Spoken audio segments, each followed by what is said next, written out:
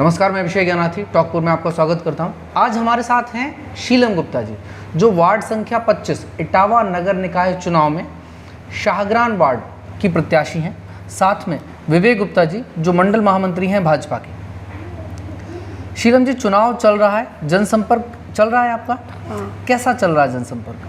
बहुत अच्छा। कितना बहुत समय समर्थन मिल रहा है। कितना समय हो गया जनसंपर्क? एक हफ्ता हो गया। एक हफ्ता। तो एक हफ्ते में आपका लोगों से मिलना हुआ? हाँ। महिलाओं से, वार्ड के लोगों से? हाँ।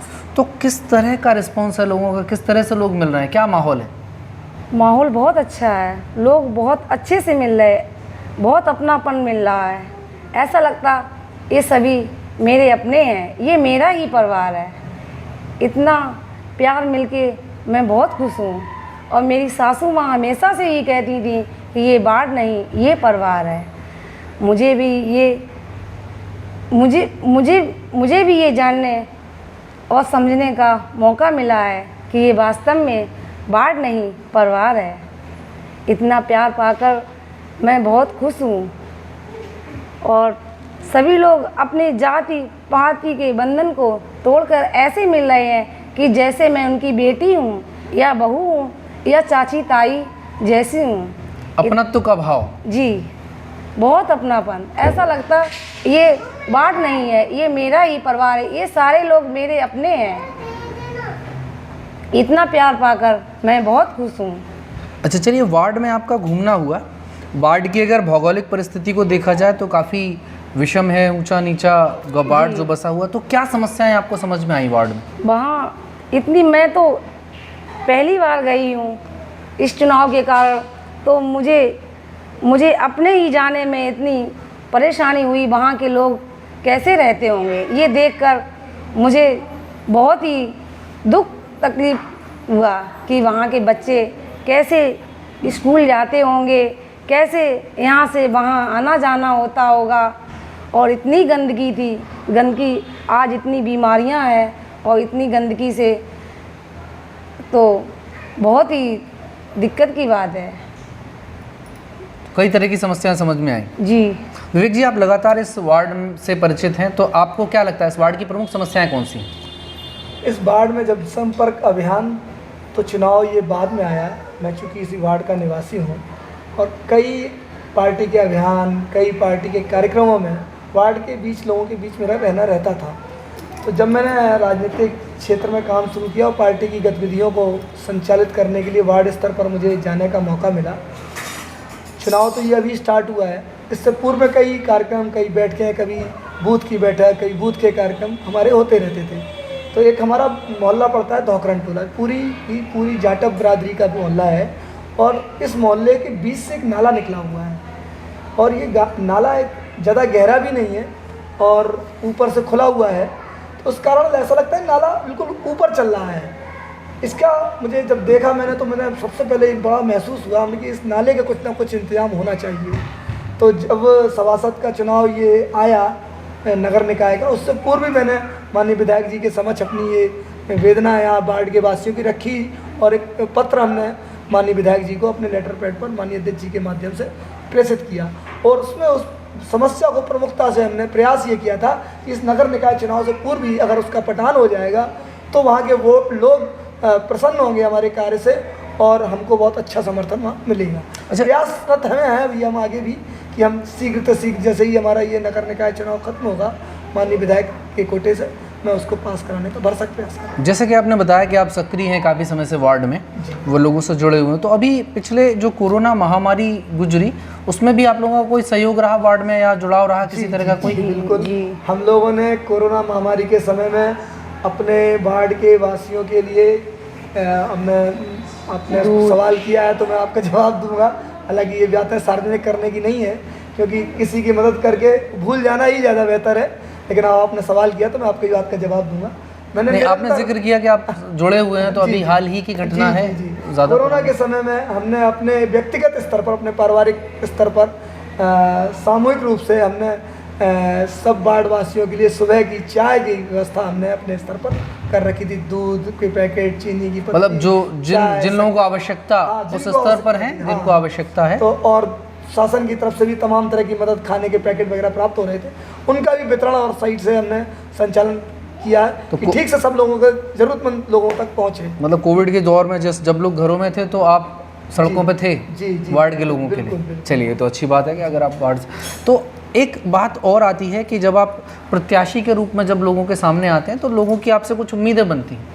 तो लोग आपसे क्या उम्मीद रखें कि आप जब निर्वाचित होकर आएंगे तो आप किस तरह के बदलाव करना चाहेंगे? क्या कोई योजना है, क्या हम ये बदलाव करेंगे, हम ये सुविधाएं देंगे, हम ये विकास करेंगे, हम ये योजनाओं को लोगों तक पहुंचाएंगे, क्या कुछ है आपके मन में?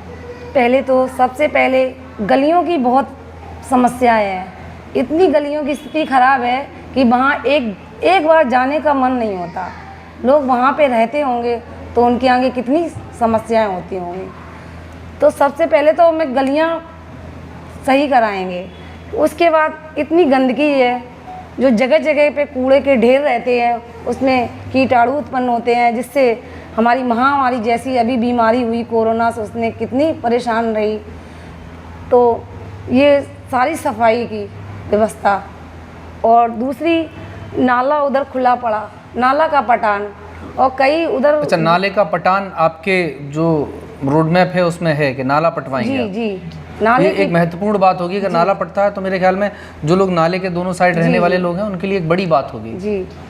और कहीं तो लाइट के लट्ठे भी नहीं है, लाइट नहीं है, लाइट व्यवस्था, लाइट के लट्ठे, लाइट पूरी भरपूर मात्रा में। मतलब एक प्रत्याशी के रूप में आप सारी चीजें नोटिस कर रहे हैं कि क्या क्या किन किन चीजों की जरूरत है। कोई कई लोग लेके भी आते होंगे आपके पास समस्या कि ये समस्याएं हैं। वहाँ जाए तो वहाँ तो समस्या ही है, लाइट भी नहीं और पानी भी नहीं, पानी आता नहीं। लोग बताओ, इतनी गर्मी में पानी की कितनी ज़रूरत है, तो वहाँ पानी नहीं, तो पानी का समर लगना बहुत ज़रूरी है लोगों के बीच में। और तमाम ऐसी चीज़ें हैं जो वहाँ पर विकास नहीं हुआ है। कहीं घर है, जगह है तो छत नहीं है, तो उनका भी जो सरकारी तरफ से पैसा आता है तो उनकी भी घर की, मतलब लोगों के पास ज़मीन है लेकिन इतना आर्थिक रूप से संपन्न नहीं कि वो घर बनवाए। काफ़ी लोग तो बीमार पड़े हैं तो दवाइयाँ नहीं मिलती हैं अस्पतालों में, तो उसकी भी व्यवस्था कर लें।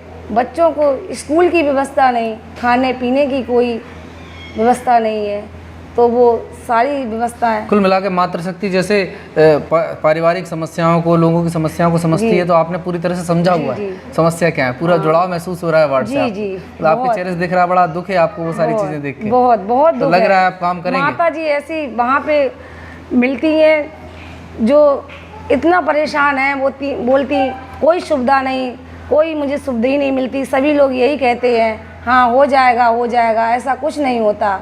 लेकिन मुझे भी ये बात सुन बहुत कष्ट हुआ।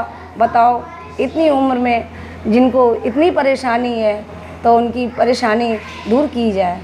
जो सुविधा सरकारी की तरफ से आती है उनको सुविधा पूरी भरपूर दी जाए, जिससे उन्हें कोई परेशानी ना हो। अच्छा, एक महिला के रूप में चुनाव से परे अगर बात की जाए तो आपने कहा इतना जुड़ाव आपने महसूस कर लिया, आपको ये एहसास हो गया कि ये वार्ड आपका परिवार है सब कुछ में। तो महिला के रूप में आप कोई संदेश देना चाहें, जैसे आपने बताया कि सारे लोग आपको परिवार जैसे लग रहे हैं, तो कोई वार्ड की महिलाओं को जो आपसे छोटी हैं, बड़ी हैं या आपके समान उम्र की हैं, जो बेटी की उम्र की हैं, तो कोई संदेश आप उनको देना चाहें, कोई मैसेज देना चाहें, कोई बात उनसे कहना चाहें? मैं तो उनसे हमेशा यही कहूँगी कि मैं जीतूँ या हारूँ, मैं जीतूँ या हारूँ, आप मेरे घर किसी वक्त आ सकती। मेरा घर का दरवाज़ा आपके लिए हर समय खुला है और हर समय खुला रहेगा। जो संभव मदद होगी मैं हमेशा करूँगी और करती रहूँगी। यही आप लोगों से मेरी प्रार्थना है। ये एक बड़ी बात आपने कह दी कि हम जीते हैं हारें, आपके साथ हम हमेशा खड़े रहेंगे। जी, चुनाव से परे आप एक अपनत्व का महसूस जी खुद भी कर रहे हैं, उनको कराना चाहते हैं। वो हमेशा करूँगी। चलिए विवेक जी, एक बात आती है कि जैसे शीलम जी ने बताया, उसके अलावा आप लगातार वार्ड में सक्रिय रहते हैं, तो आपको क्या लगता है कि क्या प्रमुख बातें हो सकती हैं जो बदलाव होने चाहिए वार्ड में? हाँ, वार्ड के अंदर एक तो हम चाहेंगे, एक हमारा प्राथमिक विद्यालय जो कि शिक्षा के क्षेत्र से जुड़ा होना चाहिए। तो इस वार्ड में कोई प्राथमिक विद्यालय नहीं है? पूरे वार्ड में कोई ये प्राथमिक तो बड़ी विद्यालय अजीब सी नहीं बात है, सभी जगह प्राथमिक विद्यालय होते हैं। ना वार्ड के अंदर विद्यालय है, ना प्राथमिक कोई विद्यालय अस्पताल नहीं है। और 5-6 हज़ार की आबादी का वार्ड है, उसमें हम समझते हैं कम से कम नहीं तो 1000 एक प्राइमरी स्कूल, एक जूनियर स्कूल होना चाहिए। जी बिल्कुल होना चाहिए। सरकारी हाँ। व्यवस्था यहाँ पर नहीं है, और एक चिकित्सालय की व्यवस्था जो नगरीय स्वास्थ्य केंद्र की व्यवस्था होती है, क्योंकि यहाँ के हम भौगोलिक उसके- स्थिति ऐसी है, बीमारियाँ काफ़ी होती हैं। जी जी बिल्कुल। और हम आपको बता दें, इतनी कठिनाई है यहाँ पर कि अगर मरीज़ कोई रात बिरात कोई बीमार पड़ जाए तो उसको शिफ्ट करने में अस्पताल तक में भी उसकी जान जा सकती है। इतनी कठिनाई है लोगों को वहाँ से निकालना पहुँचाने और पहुँचाना, ये बहुत बड़ी समस्या है जो ये मैंने बड़ी महसूस की। तो एक प्राथमिक विद्यालय और एक नगरीय स्वास्थ्य केंद्र के माध्यम से एक नगरीय चिकित्सालय हम भरसक प्रयास करेंगे कि ये यहाँ पर हो जाए, तो वार्ड के लोगों को काफ़ी राहत मिलेगी, सहूलियत रहेगी उनके लिए। अच्छा, एक वार्ड की प्रत्याशी के रूप में क्या मैसेज देना चाहेंगे? कि महिलाओं के लिए आपने बात की, पूरे वार्ड वासियों को उससे क्या कहना चाहेंगे अगर आप निर्वाचित होकर आती हैं ये, और इस प्रक्रिया में आप कोई मैसेज, आप संदेश कोई देना चाहें? मैं वो सारे काम करूँगी जो अभी मेरे वार्ड, मेरे परिवार में अभी तक कोई काम हुए ही नहीं। जैसे अभी मैं उस दिन गई घर से, तो मैंने देखा एक मेरी माता जी थी, तो वो इतनी बीमारी से त्रस्त थी, उनके पूरे शरीर में ऐसी दाने फुफो के ऐसे पड़े। अब उनके घर पे ऐसा कोई व्यक्ति नहीं था जो उनको रोज़ रोज़ लेके जाए। तो बोली, बेटा देखो मैं कितनी परेशान हूँ, तो मुझे बहुत दुख हुआ ये देखकर। देखो यहाँ पर कोई ऐसी सुविधा होती तो ये माता जी परेशान ना होती। इनका जो इनकी बीमारी, जो परेशानी हो, वो डॉक्टर द्वारा उनको दवाइयाँ मिलती तो वो सही हो सकती। ऐसा कुछ नहीं था। एक जुड़ाव महसूस कर पा रहे हैं आप लोगों के बीच में। तो ठीक है शीलम जी, आपको बहुत बहुत शुभकामनाएं। आप उम्मीद करता हूँ कि आप जीत के आएँ।